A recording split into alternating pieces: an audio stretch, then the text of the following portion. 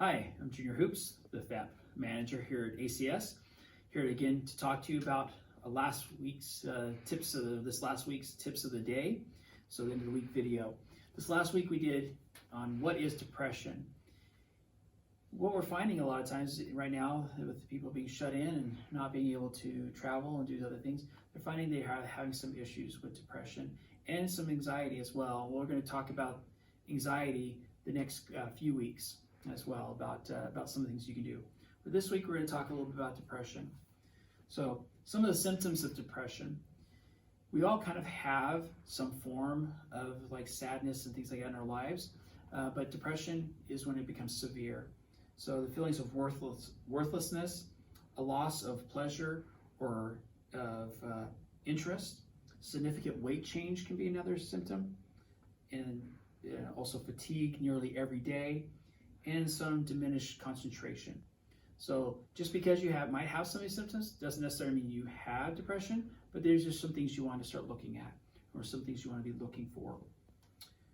Some of the demographics of depression: women are 2 times more likely to be diagnosed with depression than men or develop it. About 1 in 10 individuals will experience a depressive episode sometime in their lifetime. And most people if they do experience it, most people will experience the depressive episode between the ages of 20 and 30.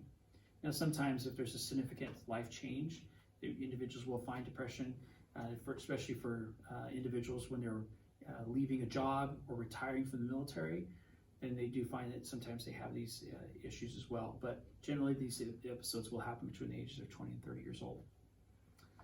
Some of the risk for depression: family history is a big indicator of it. So if you have a family history of depression for mom or dad, then generally you might find, or I shouldn't say generally, but there's going to be times that you will find that you might have it as well.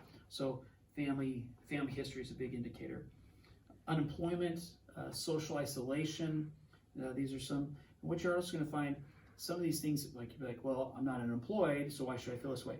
But these are all things that can contribute to them. So some things, or multiple things, can be added on to as well. Other life stressors, and also drugs and alcohol use can cause depression.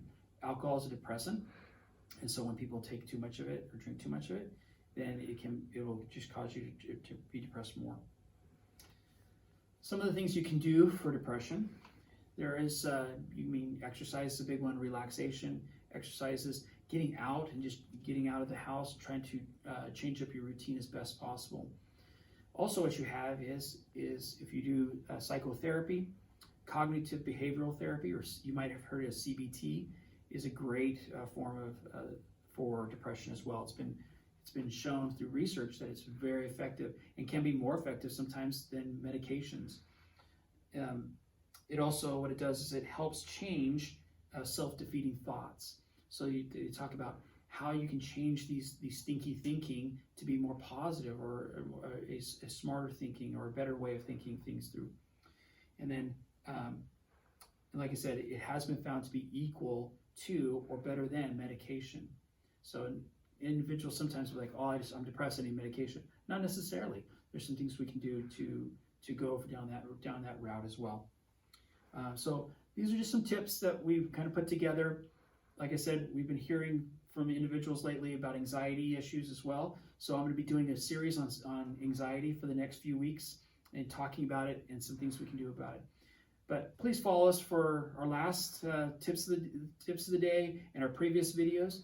Please follow us on Facebook. If you have any questions or concerns, please reach out to us. We monitor this every day. Like I said, my name is Junior Hoops. I'm the Family Advocacy Program Manager here at ACS. Thank you.